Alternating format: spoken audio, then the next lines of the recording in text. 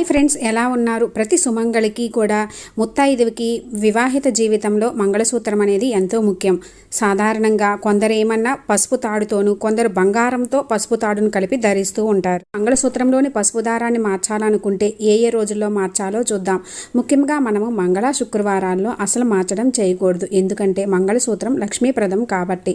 మార్చాలి అనుకుంటే సోమవారం, బుధవారం, గురువారం రోజుల్లో మాత్రమే మార్చాలి.